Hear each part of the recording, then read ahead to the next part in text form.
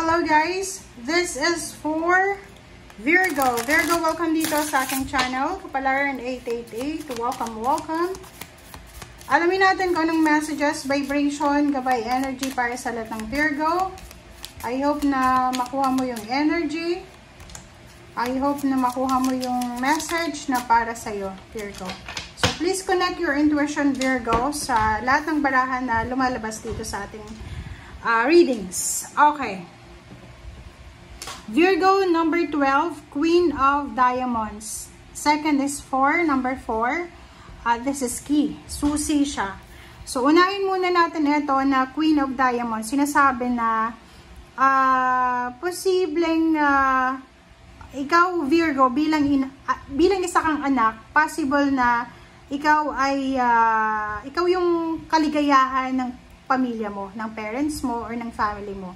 And if ikaw naman yung magulang, posibleng yung anak mo ang siyang nagiging rason kung bakit ka masaya, maligaya, or kano pa man.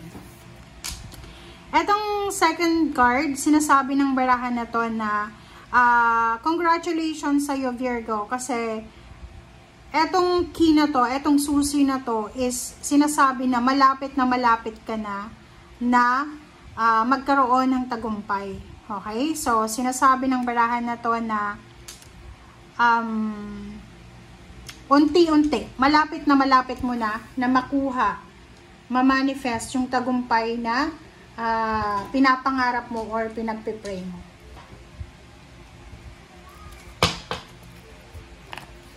Okay, tingnan natin sa second deck. This is for Virgo. Okay, Virgo.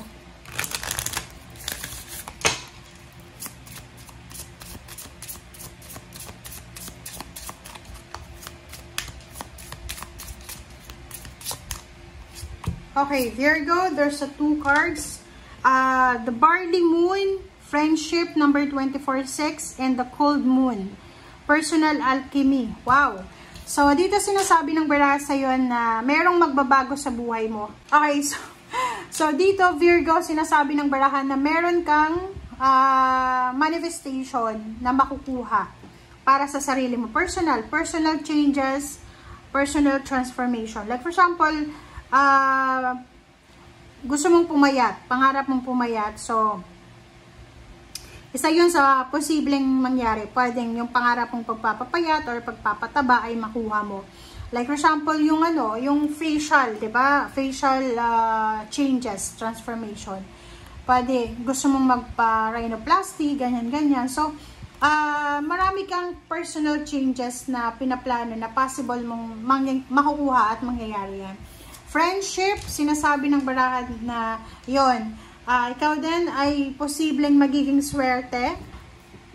You will be lucky sa mga friendship, collaboration, or sa kung ano man na attachment na papasok sa buhay mo. Kaya nandito yung key kasi pag nandyan sa reading natin yung barahan na yan, parang sinasabi niya na andito na yung susi. Hawak mo na yung susi para magbukas or para sa pagbubukas ng mga opportunities and possibilities sa buhay mo. Diba? Okay. Ace of Swords. So, there's a good news, there's a communication, there's a new beginnings. There's a news. There's a good news talaga. So, makakatanggap ka ng balita or pwedeng ikaw yung magdadala ng balita sa mga tao sa paligid mo. So, dito sinasabi ng baraha, sinasabi sir dito na Ace of Swords and Four of Pentacles. Dito sinasabi ng barahan na isang balita, isang good news ang posibleng darating sa'yo na makakatulong sa'yo para mag-ipon ka ng pera. Like, halimbawa yung good news na darating sa'yo is additional income. May trabaho ka na, may negosyo ka na, and then may additional income na darating. So, pwedeng makapag-ipon ka. So, additional money and flow, abundance and prosperity. Itong good news na to.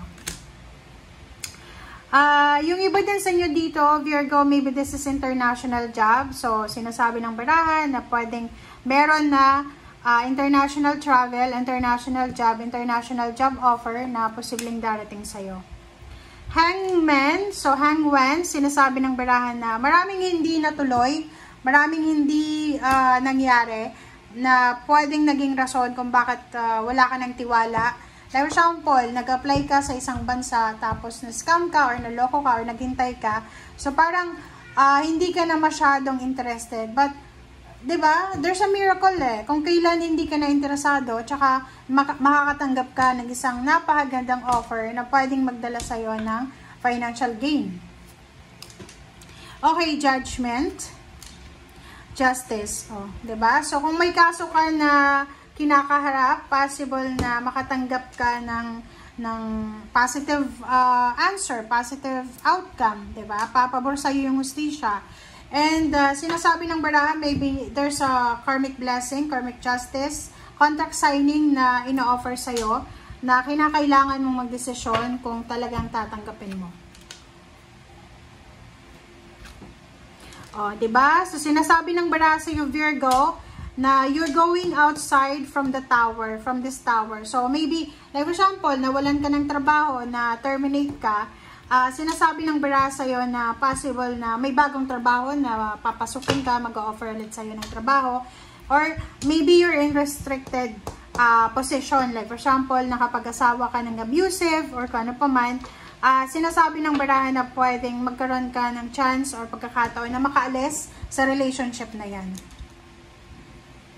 Nine of Swords and Temperance. So, if ever lang Virgo na still you're experiencing pain, heartaches, sleepless nights, or kung ano man siya, sinasabi ng baraha sa'yo dito na you need to be patient. Kalmain mo ang sarili mo. Doon sa mga Virgo na sobrang nagmamadali para sa pagsisimula ng buhay nila, sinasabi ng baraha na kalmahin mo ang sarili mo. Okay? Kalma-kalma lang kasi yun yung pinaka-importante sa ngayon. There's a page of wands. Sinasabi ng baraha na in the near future, may pagkakataon Virgo na bigyan ka ng universe or ng Panginoon na ng new beginnings talaga. Yung parang, halimbawa, kung hindi ka masaya sa Pilipinas, pwedeng magkaroon ng pagkakataon na makapunta ka sa ibang bansa na parang dun ka magsisimula na mag-heal, diba, mag-transform, mag-grow, or magbago. Ace of Wands and King of Cups. So, sinasabi ng baraha, if you're single, looking for a relationship na Virgo, isang water sign, Pisces, Scorpion, Cancer, ang posibleng mag-o-offer sa'yo ng love life, or isang tao na medyo may edad na siya, nasa king na siya, so pwedeng siya, hiwalay sa asawa, or pwedeng matandang binata, parang gano'n. Three of Swords, and the last card natin is King of Pentacles. So, sinasabi ng baraha sa'yo dito na, yun, so doon sa mga Virgo na naghahanap ng relationship, sinasabi ng baraha na in the near future, posible kayong makatanggap ng love proposal or wedding proposal. Doon naman sa mga heartbroken sa pera, like na-scam ka, na-terminate ka, na-lay off ka, nawalan ka ng negosyo, sinasabi na isang pagkakataon, isang blessing, isang swerte ang posibleng papasok sa buhay nyo, and ito ay pwedeng magdala sa inyo ng overall financial and emotional success. Okay? Windfall of money, abundance, and prosperity. Thank you guys. Bye!